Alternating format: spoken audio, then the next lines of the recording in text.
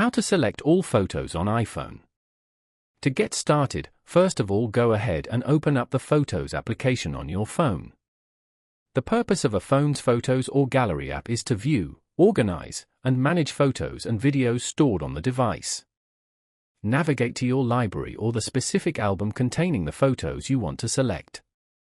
In the top right corner of the screen, tap the Select button.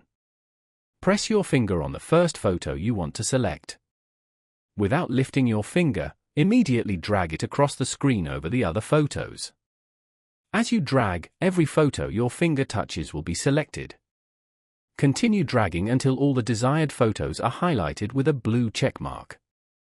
Following these steps, you can easily select all photos on an iPhone. Thank you for watching. Please leave a like if this tutorial helped you, or leave a comment below if you have any questions related to the video.